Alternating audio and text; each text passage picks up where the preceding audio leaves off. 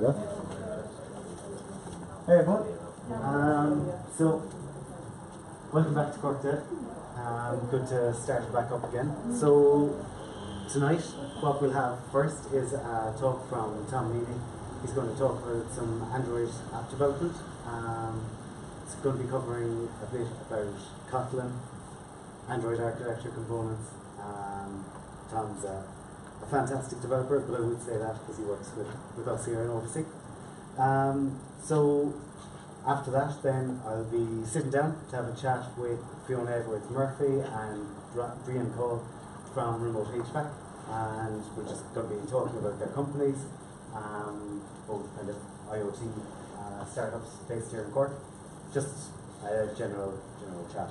So Remote HVAC are sponsoring tonight's event, and pizza will be arriving sometime around the same time that we'll be having our relaxed discussion up here, that you can have your relaxed bite of pizza. The other thing, we'll do the usual JetBrains giveaway. Tonight there's two, because it's been so long since the last time we did an event. And yeah, we're trying a live stream on YouTube as well. God knows if that'll work. I've zero idea, zero faith in technology, as any of us here do. So we'll just hand over straight to Tom, and we'll chat to you later.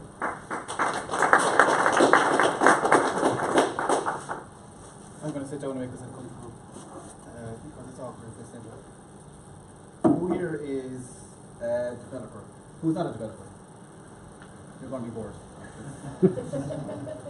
Who here is an Android developer?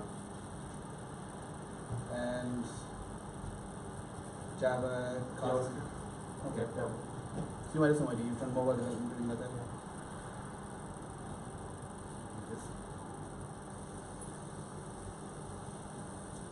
I'm going to talk just very briefly about some of the Android architecture components that came out recently for Android, obviously, and also Kotlin, and why to use Kotlin over Java, and why companies should be migrating their code base, at least on mobile, to using Kotlin. It's more terse. You can do more with less code. Less code means, well, hypothetically less bugs. There's less boilerplate, it's cleaner, it's easier to read. Uses functional paradigms, which is all the hype these days. Coroutines over threads. Coroutines are like an iteration on threads where it allows you to have non-blocking coroutines, suspend functions that can run in conjunction with each other, whereas a thread blocks with a long-running operation. You can, it's heavy to start a thread. You can transport to other languages. So we've seen Kotlin for web. So you can transport to JavaScript. You can compile to Java or to Kotlin native. That's still in beta, but you can. It's potentially working for iOS and server-side stuff, x86. It's syntactically similar to Swift, which is an iOS programming language. I've seen different blog posts, but around 90% plus similar to Swift. So if you target Kotlin, you can learn Swift pretty easily. You can also target server-side stuff because Kotlin is a JVM language. It has first-class language support from Google. Even if you go onto developer.android.com, you'll see all their code samples are now in Kotlin first. And you click a tab to see Java, which is good. Architecture components. These were created solely to solve problems that were brought into Android because of a lack of architectural direction. We came from the idea of having multiple activities in an application to having activities with multiple fragments, and that grew into a mess. So they're trying to fix that now with trying to push MVVM, model view model, the design pattern. So that's what they're trying to do, encouraging paradigms. Designed to solve issues currently present in Android because memory issues, it's just a disaster before. They forced constraints for performance. So like in the Room ORM, they didn't allow nested objects by design because in other ORMs you can just have a nested object, it does all the work automatically, but creates issues if you have flat objects inside flat objects. Room forces you to use constraints like foreign key relationships. You can use an annotation at embedded. It just flattens out your object, puts it into the same table. So again, you're back with a mess. And other architecture components like Work Manager, which is kind of tied in with Job Scheduler, which allows you to schedule long-running or complicated, heavy tasks to run when the device is plugged in for a big sync or, on different conditions. One of the things I'm going to talk about is live data, which is basically their new observable library. Has anybody ever used RX or any observable type library? It's the same idea, but just much, much lighter, really designed from the middle layer out to the UI as opposed to doing anything really anyway complex. It allows you to do transformations. So, for example, you can take a live data result, map it to something else, and pass that out as a live data object to the UI. It's lifecycle aware, so this is very important because if you use RX carelessly, you can end up with long-running jobs that don't get cancelled when the fragment is destroyed. Lower barrier to entry. It really is quite simple. There's not really much to it. It has 3 functions. Compatible room out of the box. They were designed to go hand in hand. The downsides. So one of the upsides is it's not as fully featured as RX Java. It's also one of its downsides. The observable closure scope is always run on the main thread, which is something to be aware of. That is something to be aware of. It's dangerous. Transformations logic as well, which is something I was surprised by, that if you use map or switch map, any logic you have inside that closure is running the main thread. If you have anything heavy inside there, you're gonna drop frames, you're gonna have issues. There's no distinct operator like in RX. So if you're observing a table for any changes and the table is hit 1,000 times, you get 1,000 observables emitting, even if they're all the same. Whereas if you had a distinct operator, which I've seen somebody build an extension function for Kotlin to put distinct in there, so only if the value changes will it emit the observable. But it doesn't have that. But soon, I think. So this is something that came up yesterday. When it's used with a view model, in your on create view, you might register the observer for the live data from your view model. In the samples in Google, because they're lazy, they pass a reference to lifecycle owner as this, which is incorrect because in the fragment lifecycle on configuration change, the fragment view could be destroyed, but the instance of the fragment might not be destroyed. So when the configuration changes back, it'll register the observer again. So every single time you won't remove the old observers, you'll keep adding and piling on top the issues. So this is something they're fixing in the newest version, I think support 28 and Android X 1.0, where you have lifecycle view owner, and that solves that problem. It is a gotcha for live data. Benefits of Room. It was an ORM designed for use with Android, so automatically you're getting something good, but it's designed with Android in mind by the people at Google. It allows you to write SQL queries, actual SQL queries. Anyone ever used Hibernate? HQL. There's no more query languages needed. It allows you to write proper SQL with joins, fully featured. Compile time checking, so if you make any mistakes in your SQL, it'll let you know. And you can see that there's no cursors, no more SQLite open helper, no cursors, no more of that messing. It's all nice and clean, pretty tidy. The downsides. So one of the upsides, constraints for performance to make it better, is also one of its downsides. There's no support for, at least support for nested objects is extremely poor. You have to do all of the logic yourself. There's that at embedded annotation that allows you to put small things, flatten them out into the same table as the main object. But it really needs to be improved because it can lead to be very messy if you want fat objects passed out to the UI. And no support for deferred types in Kotlin. But there are rumours that it's coming soon if anyone uses Kotlin in production or at home. So with coroutines, it'll have support with support for Kotlin, hopefully.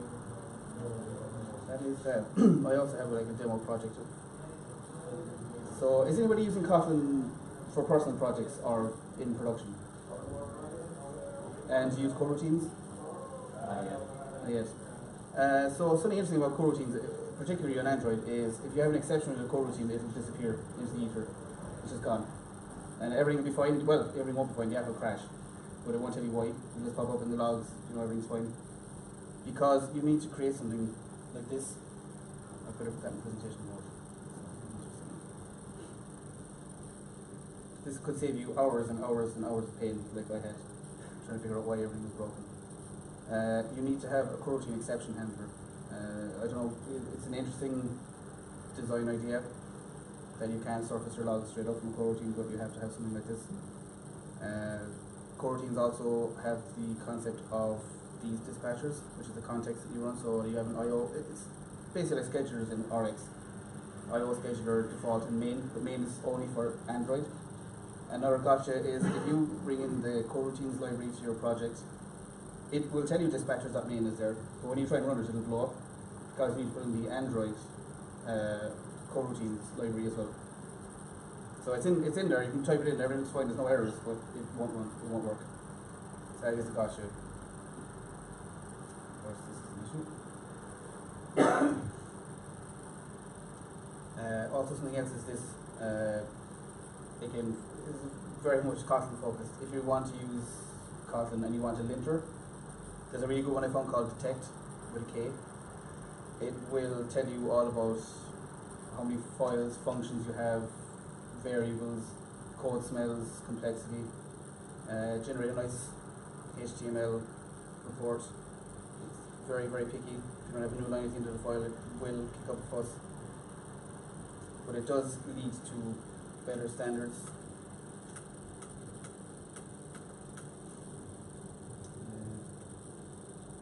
Anybody use retrofit?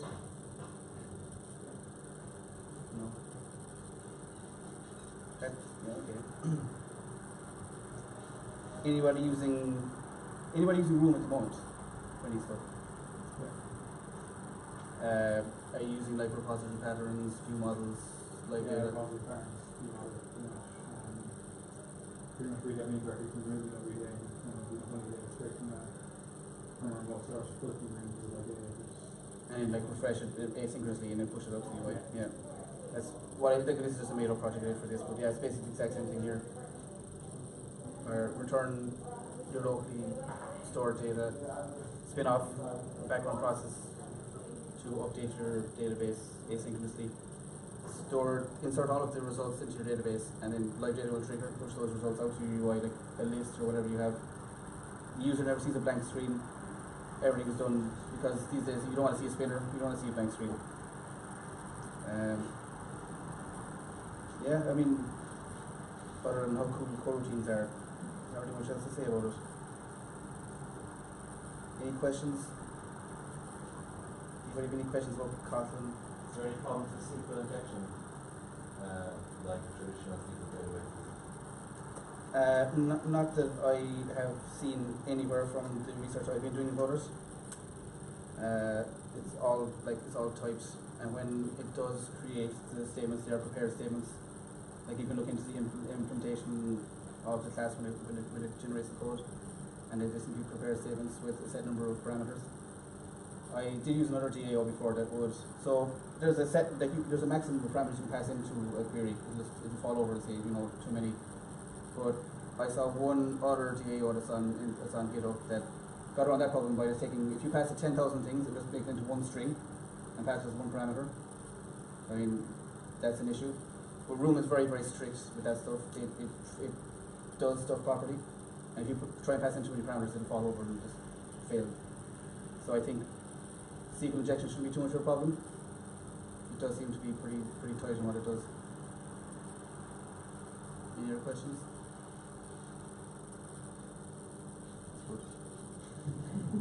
Maybe I did my job well. Why do you think Google are pushing Kotlin so much rather than Java now for Android app dev? I think that's a matter for the courts. I think it's a lot to do with what's going on with Oracle. I think that it's a lot to do with Java is very verbose, and the community is also taken to Kotlin in like really well. It's the fastest growing language on GitHub, 2.6x over the year, even above JavaScript's growth over the year. So it's just nice to use. It really is just nice to use. Like even the ternary operator in Java, they fixed that down with putting like your question mark colon. It's just they clean up everything, and it's open to the community. The community can offer suggestions. They'll go through process, and if it's a good suggestion, it'll get put in. So it's designed with the developer in mind. I I think that's why. And if you had a Java-based Android app and you wanted to migrate it to Kotlin, what are the kind of steps that you take? Where would you start? Code, convert Java file to Kotlin file, and Yeah. fix all the mistakes. Yeah, generally, if you have something like that, if it's reasonably sized, you can just use that and fix all the mistakes after, because it makes common mistakes like trying to force and wrap things. So like you have null safety, the concept of null safety in Kotlin, where you can just say, you know, long question mark, and like it's allowed to be null. You can pass a null value in. But if you take that away, it'll fall over. It'll throw an error if you try and pass null. But it also allows you to do this. Not here, it won't, but. And it's like if you ever use Swift, the idea of force and wrapping things, force and wrapping an option is not a good idea. Like I was never expecting nil, but you know, it's the same idea. And the converter's not that smart in Android Studio, where it'll just force and wrap everything. And yeah, so if it's reasonably sized, write it again, because it doesn't write idiomatic Kotlin. It writes what it thinks is a good conversion of Kotlin. And idiomatic Kotlin is much smaller, much more terse than Java converted to Kotlin. Yeah, it's I mean, like you can, like that's the whole main activity for this application. It has like 3 different fragments and, you know, database controllers, service generator for. You can make things really, really, really tidy. Compile time stack up to Java. If you have a mixed project, it does add a little bit of time. Even if it's not a mixed project, it's a little bit longer, but I can see that getting better, you know, as it goes on. And it is compiling back down to Java bytecode, so I mean, yeah. Kotlin compiler does have its go first and then sends it out to Java, so yeah. I haven't seen anything about it. Like we have a multi-module project, and it's not an issue. Does Java 7 and Java 8 matter for Kotlin features? No. I think it compiles down to Java 6 bytecode. When you can use like it has streams. It even has the concept of a sequence, where if you like, you know, do mapping and lists, it'll create a new list for every function. If you do a sequence, it'll use the same list every time, so it's better for memory. And like the I can't remember what it's called. The core lib, like the standard lib for Kotlin is really interesting to look into, see how the developers of the language decided to implement some features. And like it has a lot of the stuff from like functional paradigms like mapping and flat mapping up built into the language. And you can use that on Android now. You don't need to target an API higher, you know, than 24 or whatever. You can use all of it on. I don't know what the bottom limit is, but at least 21. You can use all of those. Virtual Lambda is gone now. Like you don't use that in the project anymore. I found it really good to use. No issues coming out when you're using things on an older device where you get all this crash because, you know, Java 8 feature.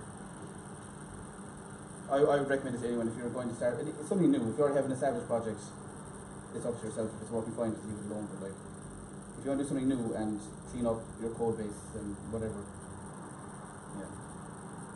And like even you have the idea of, so these are all separate entities per room, and just retrieves in one class, in one file. Because in Kotlin you can declare a class, or you can declare a file and have multiple classes in a file. Or this util. So you can in Java classes you start porting your classes over one by one. You can Java classes for Kotlin classes. Yeah. And vice versa. Yeah. So you can get one grade over and take it away. Yeah, and like there's no issues at all. The only weird thing is like if you have so the idea of these friends here. You have to say you have a companion object. So there's no static keyword. Well, there is, but not really. If you were writing this in Java, you have your static method for a new instance. And this you just have a companion object, which makes it static. So if you want to access this one is fine because it has JVM static. To say if you wanted to access this from a Java class, you have to say reading fragment dot companion dot new instance. When you add in the JVM static keyword there, you just do fragment dot new instance. And also another thing is about this is how synchrons work. just one keyword, object, instead of class. You don't need to get instance. You don't need to maintain an instance of it inside the thing within. That's it. It's all done lazily instantiated. It's just that was one of the things I saw first, and I was like, okay, that's good. And like that is literally it. You just object, and it's done. You have data classes. Oh yeah. I might throw off it.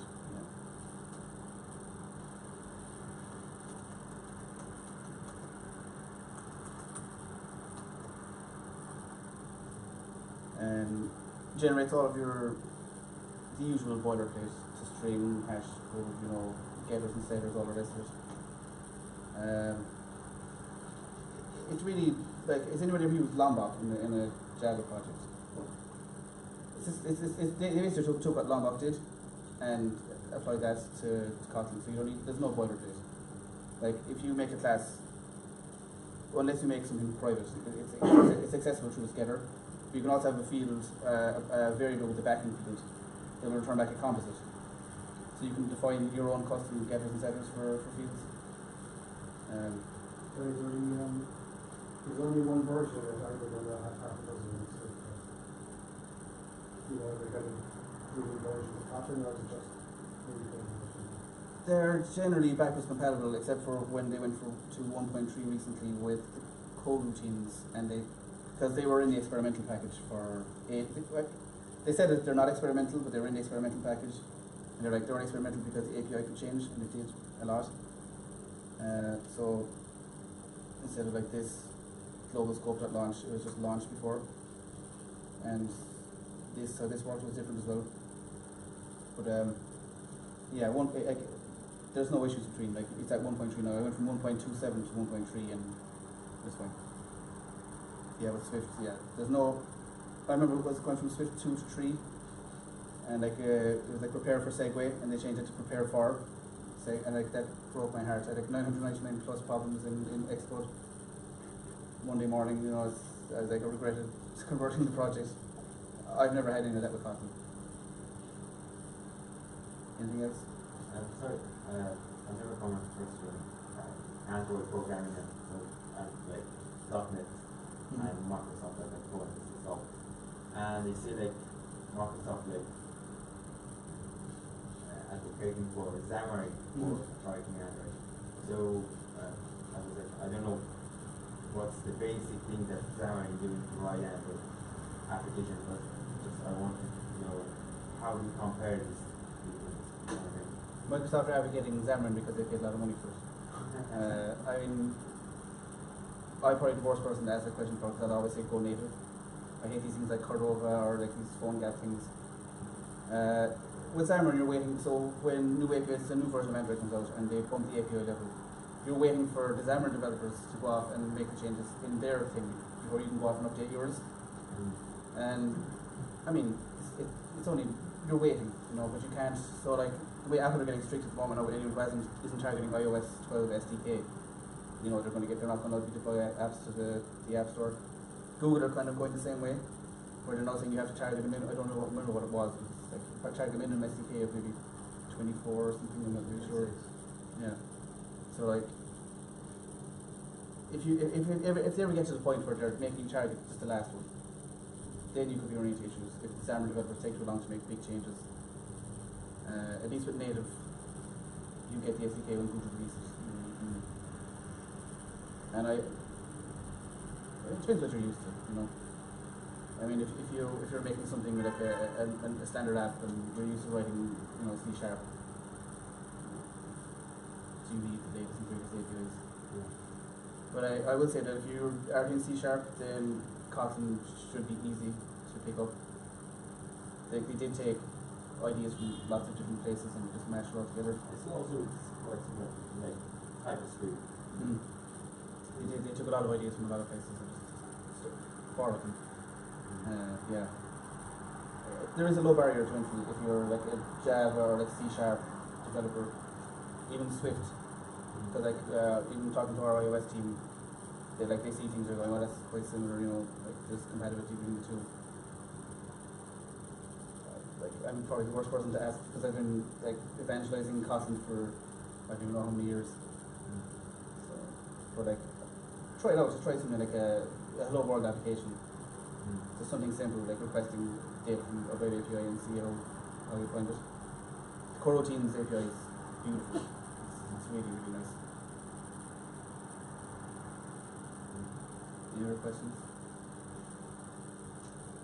Okay, I'm free. Thanks, Tom.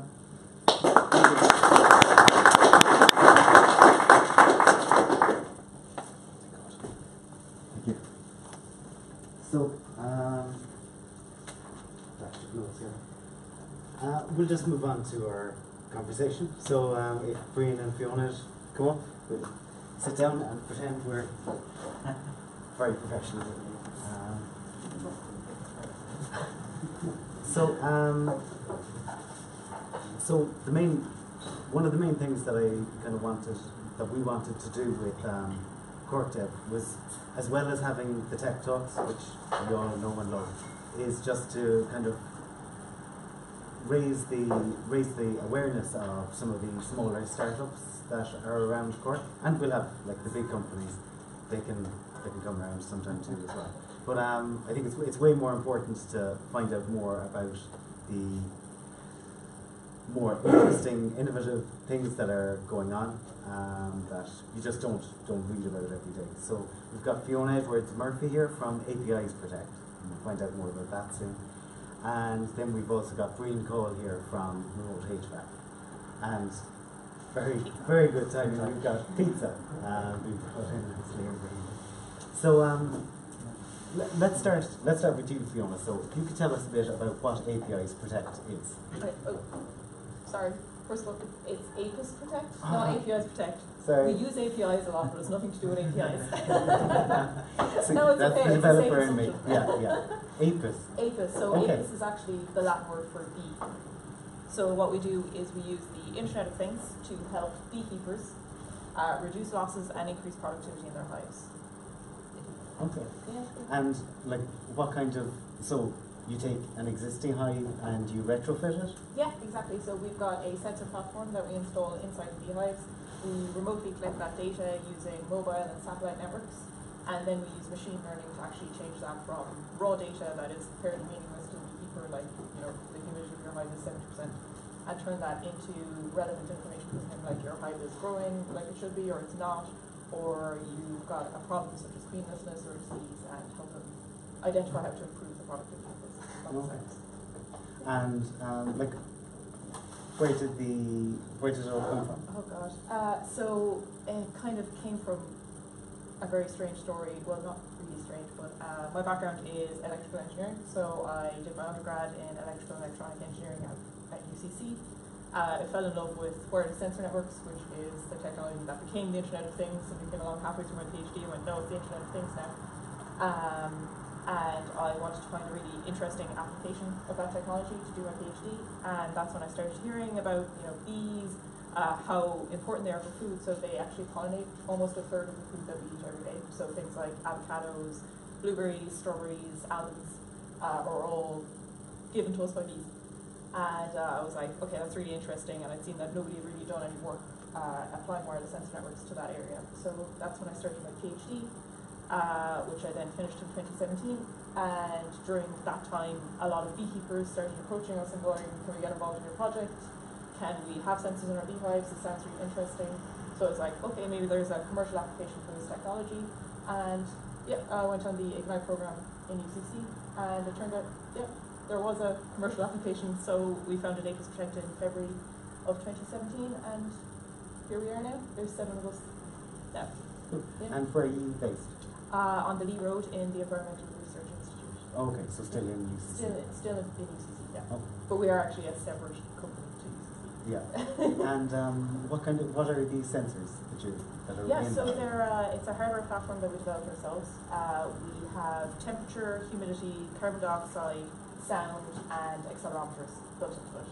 And then that's designed, it's all waterproof and IP65 rated and everything like that, so it can go into the beehive.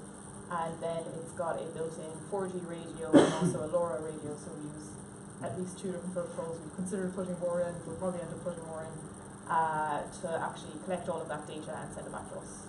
Yeah. And how's it powered? With battery? Battery powered. Oh yeah, it's got a lithium-ion battery. I always say LiPo by accident. It's got a lithium-ion battery, and then it's got a solar panel actually mounted on top of the beehive to charge that up. And then in the back end, what kind of technologies are you using for? Yeah, so so I've come from the hardware end of things. So I'm kind of like, I went to my developer today. I was like, write down everything you use. So we use things like we're moving from HTML to we started off with like a static HTML website that I wrote myself with my basic skills, and we're moving to a reactive. No. Yeah. Sounds right. Yeah. There we go. I should have written it on a piece of paper instead of just going, oh, I'll remember that. So we're building our database on things like MySQL and a lot of scripting, because our data scientist is doing a huge amount of things like gathering weather data and collecting our own weather data. So things like Python and R and a lot of Tableau work and things like that, and MATLAB. Okay. Yeah, So kind of a big variety of different things. Okay. So you're not using any machine learning framework as such. You're just all your own stuff. Yeah, it's basically yeah. So we kind of are developing it ourselves basically. Okay. Yeah. You said there was 8 working for the company. 7. Yeah. Oh, sorry, yeah. 7. I added one more there. And what's the breakdown of skills there? Yeah. So there's 4, I guess, including me on our technical team. So my background's in engineering, even though I'm the CEO. So we've got 1 engineer hired so far, 1 software developer, and 1 data scientist, and then the other 3 lads are all beekeepers and business people. Okay. So so basically we've got kind of our basic team now, and we'll be building that out over the next 3 years anyway. We've got our plan laid out for, and we'll be looking to double our team in the next kind of 12 months. Okay. Yeah. And what are you hiring for at the moment? Software developers, front end and back end, data scientists, and hopefully more embedded engineers. Yeah. And in your lab, do you actually have beehives? Yeah, we have beehives, but not in the office. There has been a beehive in the office a couple of times, so if you're working with us, it's not surprised to come in and go, oh, there's a box of bees in the corner, just don't push it over or anything. But yeah, we have our own beehives as well. Okay. And I guess the reason you set up in Cork is the Ignite program, and then just continuing from there. So we're all the programmers are from Cork, but also it's a really handy place to city, but it's not Dublin. It's not crazy expensive. You're not fighting with Google and people like that to hire people and things like that. So it's kind of a good combination of big and small, basically. And also all of the beekeeping in Ireland, you can kind of draw a line across Dublin, from Dublin over to Galway, and basically south of that the weather gets much more friendly towards beekeeping than if you go up. So I'm sure I've annoyed a lot of people that don't go beekeepers by saying that, but it is easier to keep bees down here in Cork than it is up further. Yeah. I guess they're more skilled. Okay, cool. Slightly more. And Breen, can you tell us a bit about remote HVAC? Yeah, so we're an IoT and analytics company. Very similar concepts. We monitor so what we do is we monitor buildings as opposed to beehives, and we monitor CO2, temperature, and the same kind of stuff. So what we do is we connect to BMS system, which is building management system. So in your standard office block or commercial building, you have heavy duty air conditioning systems that are controlled with in-house software and such. And it's controlled via hundreds of wire sensors. So our take on Internet of Things is that we connect those wire sensors and expose them to the internet. So we have a data collection device that's built on a Raspberry Pi, and we're basically collecting that raw data and running rules analytics on it, with the results being insights into mechanical failures or poor conditioning inside the building. Okay. And when you say a Raspberry Pi, I suppose that always sounds to me a difficult thing to sell and to put into a product. Do you put it into a casing and all of that? Yeah, so we have our own kind of stamped kit that we encase it in. It's very much a 1.0 product at the moment, so we will be moving away from Raspberry Pi at some stage into our own developed board, but we found it's very capable, and when you run your own version of Linux on it and your own software, like the stock software as such, very stable. So Okay. So then again, I suppose the technologies that you're using, you kind of described the pie a bit. Then Yes. what else is going on? So that's built with C++, our software on it. But aside from that, we have a very standard stack. We have Java Spring on the server side. We have React on the front end using MySQL as database. So we haven't done anything complex in terms of IoT. And, there's all sorts of tools and techniques you can do on AWS, for example. But we've kept it very plain and simple. So again, in the future we may move on to better things, but we found that it's definitely, it's simple and it's easy to do. You don't need to build a complex system, I don't think, in terms of building an IoT product or platform. Okay. And do you have a lot of customers already? Yeah, so what we've been doing, we've been around for 2 years, but we've been lucky enough that we have private investment, so we haven't needed to accelerate the market yet. So we've had our heads down, kind of steadily developing, keeping away from any potential competitors. So now we're ready. We've tried with a few customers around the place, and we've gotten really positive feedback. So now we're looking to launch to the market. So yeah. Okay. And what brought you to Cork? Because I know you were in Dublin for a little while. We were in Dublin, and to be honest, there's a couple of reasons. Mostly, it was just right for us as a business, and it was there were some personal reasons as well in terms of myself and Tony, the two original members of the team, are from Cork originally. So we wanted to move home. Our parent company bought up office space next door to themselves in Cork, so we had room to move into that. Obviously, saving any costs is great for a startup. But also on top of that, we do think there is a great environment in Cork, and in my opinion, there's that. I think you mentioned earlier the competition in Dublin for startups to hire with all the multinationals is very, very tough. But there's certainly a kind of ecosystem I think beginning to grow in Cork, so we want to be a part of that. Okay. And then what roles are you hiring for? Yeah, so we're looking for C++, embedded device developers. We're looking for Java developers and UI developers, React as well. Okay. Are you using React as well? Yes. Okay. And what's been like? I guess you're both hiring. What's been the most difficult thing about hiring in Cork? Or has it been difficult at all? I'm assuming.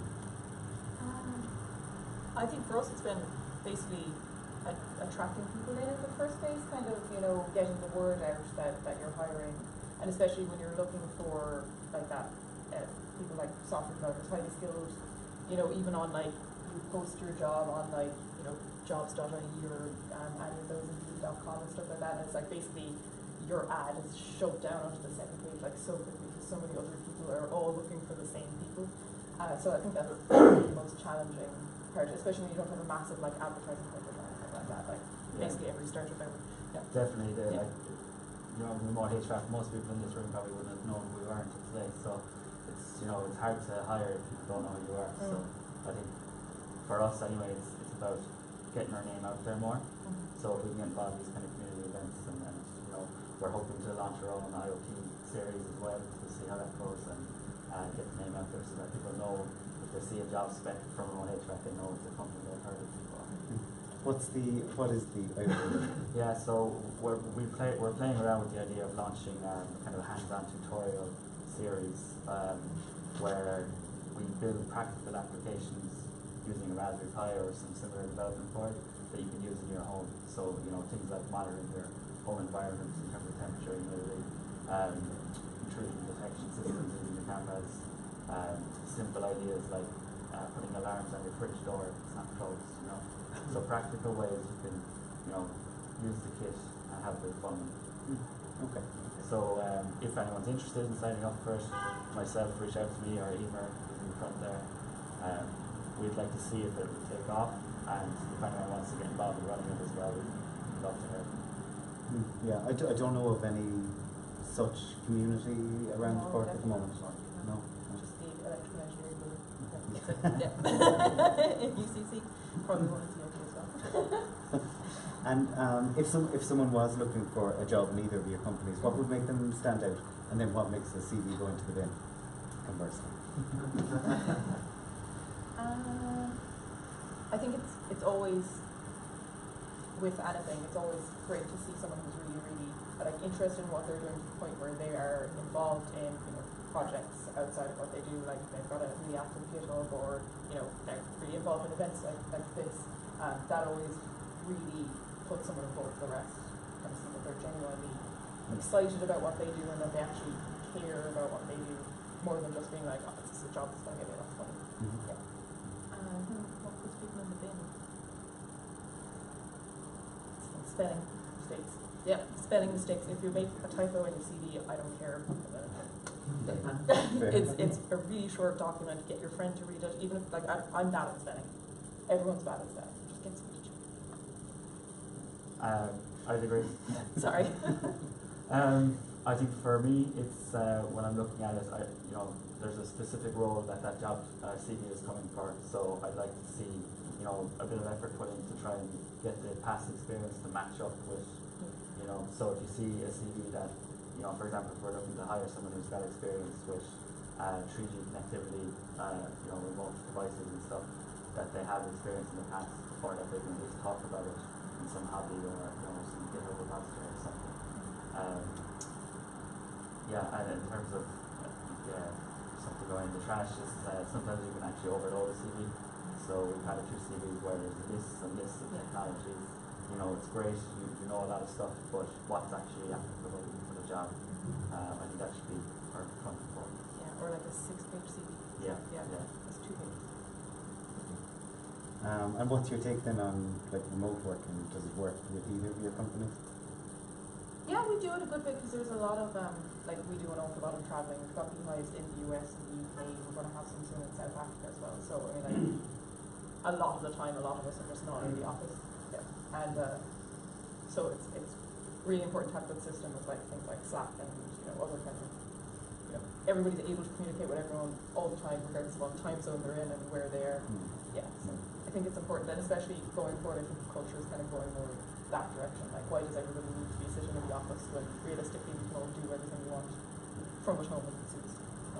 Yeah. And for us, honestly, we've tried it, and it didn't work out great for us. I think the reason that didn't work was that I think for it to be really effective, you kind of almost need to have, you know, this is your task and this is your deliverable.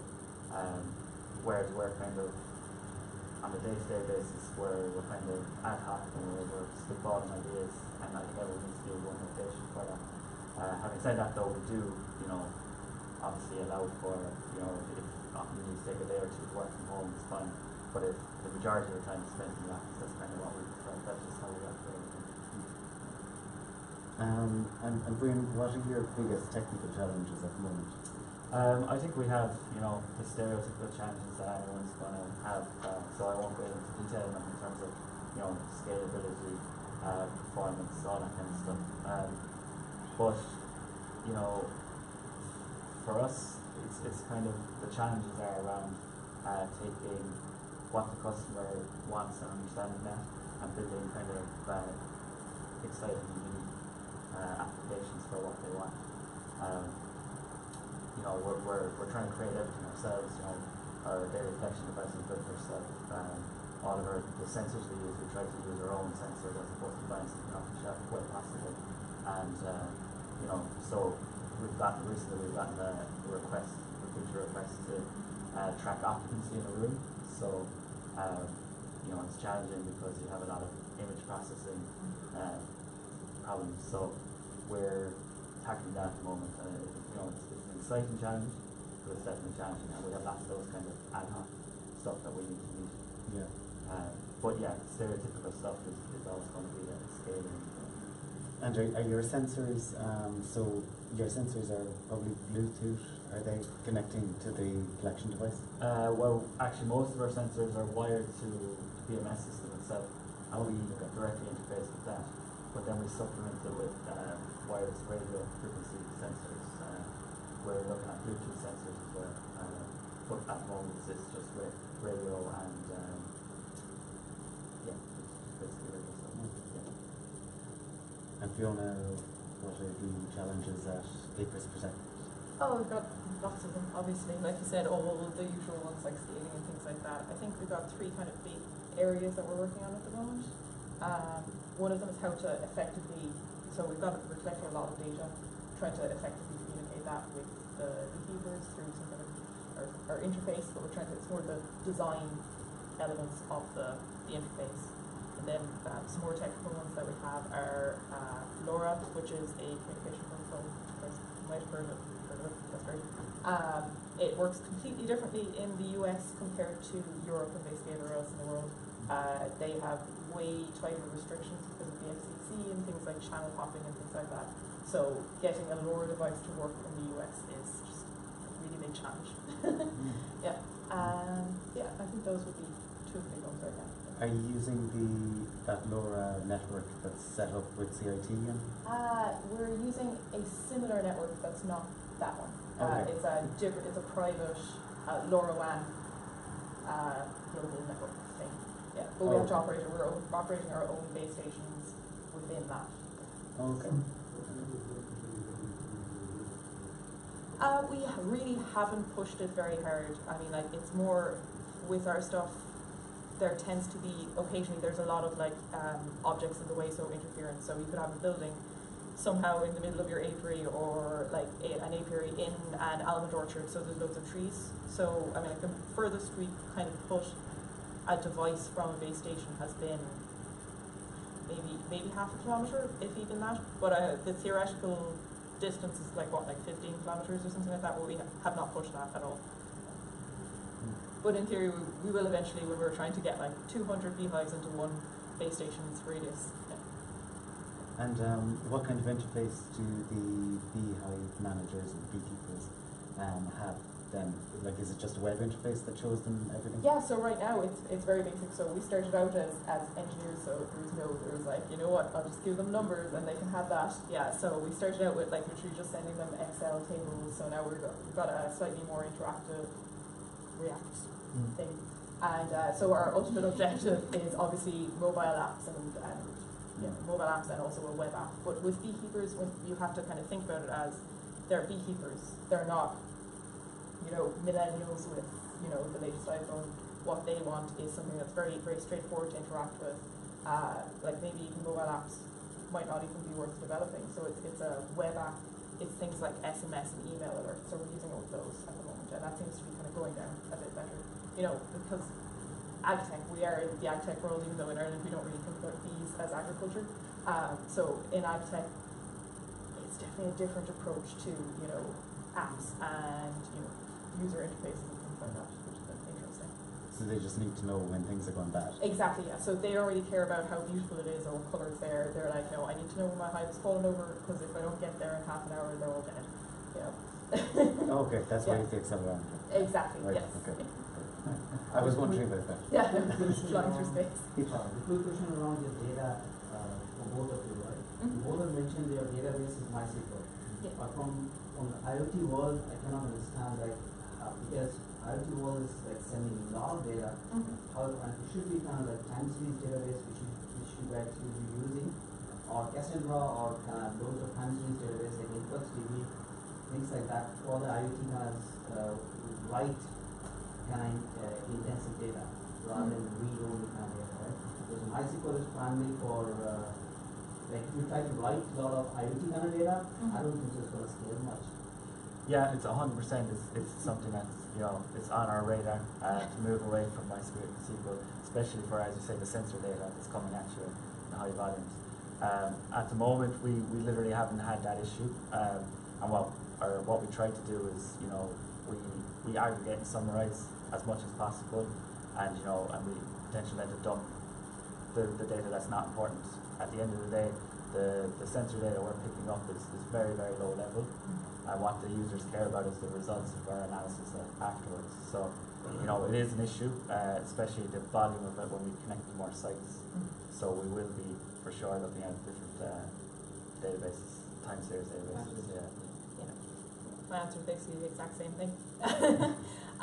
So, and I think the other point is because our sensors are battery powered, they've got a much, much lower data rate than people kind of typically think of with IoT. So we actually only collect data 6 times a day. Yeah, from each hive. Yeah.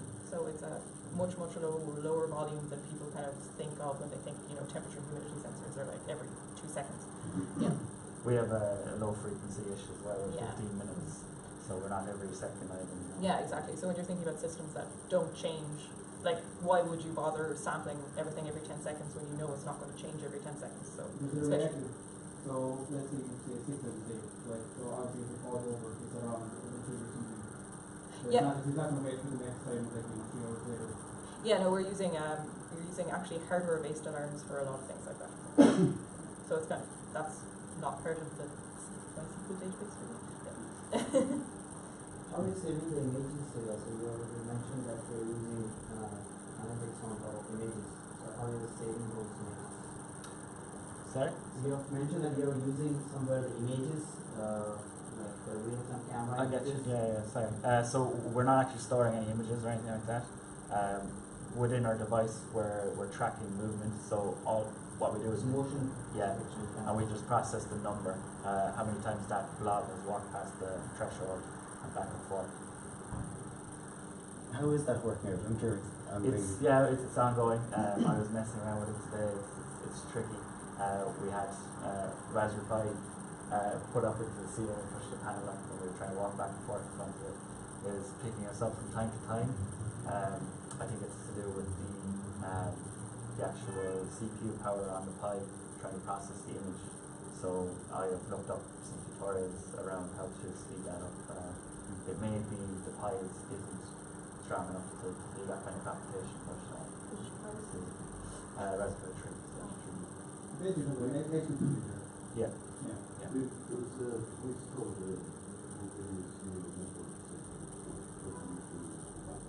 All right. Okay. That's good, right? Okay. What's that called again? Okay.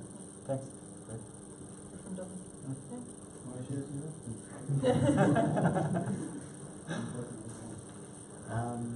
And then I suppose back to hiring, because it's difficult. Like, what can be done for smaller companies to go up against the big companies, which we won't mention just in case? Like, what can be done?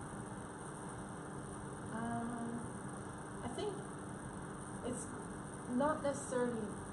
Yeah, it is that it's competition, but I mean, like, what a startup is offering compared to, you know, a multinational is a very, very completely different career path, if you get what I mean. So it's like definitely, it's kind of more the kind of person that you want to attract. You know, who would do well in a startup is really opposite kind of person to the kind of person who would do well in a multinational, I think, if you get what I mean. And I think maybe that like at the like university level and the college level, I think that should be doing more to advertise that. Maybe just going straight out of, you know, the UCC and going straight into Dell or Analog Devices or someone else might not necessarily be the best career path for you. If you're more interested in being, you know, creative with what you do, then I think a startup, you know, is a better choice than being much more in control of what you're doing as part of your job, rather than just being given, here's your task, go do that. You know, in a startup, definitely with us anyway, and I think with anyone, it's way more like everybody is really driving what they do, and everybody, you know, our software developer came in and he was like, oh, so what technologies are you using? It's like, we're using whatever technologies you want to use because you're doing it. Yeah. And I think, you know, there are some people who would do so much better in that kind of environment. Just need to point it out to them at some point in their lives. I agree. Yeah. I agree. And I don't know, to be honest, is there much else that governments or colleges can do? I think it's down to the startups just to get out there, and you know, these types of events definitely help. Has anyone else any questions? Everyone? So just because the hiring problem, particularly with like data engineers and stuff, have you looked at outsourcing, or why is that we are not being option? Yeah, like it's definitely an option, but again, we prefer to have everyone in house as much as possible. So, you know, especially for the core team, you know. So we have to maintain these devices that go out to site. So if we don't have that team there, we're relying on outsourcing. You know, that relationship could get frayed at any stage. So I think it's important to have it in house as much as possible. Yeah, definitely. That's a really good point. And I think the other thing is that I know in terms of outsourcing, we've done some outsourcing within Ireland. That's worked out really well for us. But I know a lot of other startups that have done outsourcing in, you know, Eastern Europe or South America and places like that. And out of the 10 people I know who've done that, 8 of them have been burned really badly by either a combination of people not delivering what they said they were going to deliver in the first place, or even just breakdowns of communication between the startup not explaining what they want properly and the people delivering what they asked for but not what they wanted, and things like that. So it's just so much better when you're doing it yourselves. You've got that hands on. I heard it going about back to the point of working for a startup versus working for a big multinational. So I've been way up at talking to the CSE Programming Society, and even last week I went up with basically like this talk, and it was completely over their heads because what they've been taught is stuff that's you're going to come outside of college and never use that again. And I was only, do you ever think about maybe go out there and start an attack at grassroots level and having go people smoke and then because they all have dreams about slides and free beer and they have these illusions about like working places like Google, and I was trying to think that it's a trap. You thought you get free beer and slides and feedback because it's 16 hours later to take rate. You ever go to those people and having them bring them on to the way to start there? So with the students you're talking about? Yeah. Yeah, I think that's probably the best place to communicate the differences between their options that they have. I think there's a lot of definitely. interest on that. It's more college knowing more than what they would learn in their 4 years curriculum. And as a development ecosystem in Cork, we all benefit from that. Because I really was surprised that they didn't know what web service was after 3 years in college. Yeah. And I think everyone should chip in around Cork was with these startups and stuff. Maybe this dream was oh no, work for Google and get paid $250 grand a year and walk the court on the side every day for lunch. And in reality, you like it when you want a healthy balance. You're going to learn more in a startup and get all the ways and get them kind of doing that. Absolutely. Yeah. Yeah, I think it's a fair idea as well. I've worked in multinationals and startups, and I never realised how much you can get that syndrome of being a cog in the machine. So I think getting that message out there could be important as well. Wouldn't it be worth getting all the startups around each other, get jobs together? That's a great Maybe, idea. yeah, that's actually really good. That's good. It's a fresh batch from every September, so very much me. So every Thursday we also do some email also. There's a lot of jobs over the road. Yeah. Maybe make more cards in the one. But yeah, there's some good contacts out there for paying people to get a talk. They're very the strength in numbers as well. I think you can say the people, but if the startups aren't working together, aren't pulling together, I don't think they stand out for students at all. So I think a volume of a number of startups. It's like the West Cork food brand. Can't keep the sausages alone to make that brand. It took a number of small companies coming together to actually create a name. And I think the same should stand for Cork as a software hub, as an ecosystem. So definitely, I think us working together as startups could help that whole kind of ecosystem grow. They're not going to get the names on this. The Googles don't have to do that. They get popularity twice this year. But as companies working hard, we have to go to the names out there and say, come work for us. And it's just things like that. And I went out there with a presentation today that was over. They said, happy to stop. You don't have any questions about the project. Really help. It's like just stuff like that. They're really appreciate it. Why is this not working? It's not really good. I think they were very appreciative of it, and I remember being there in that position, and they're all just going on those 4 places. I remember at that time I was like, this is easy, when you go 4 places, you go, and it's like those 5 months of an actual job, they appreciate what people like to do and what it actually is, and you have to take a guess to make them better, that's all. Yeah, let them know that there is a future here in Cork rather than having to go to Dublin and discuss stuff. a lot of like you get sent to Amazon and Google and you know they want to work in the same state and all that stuff and they're like there's loads of profit places around Cork to work there.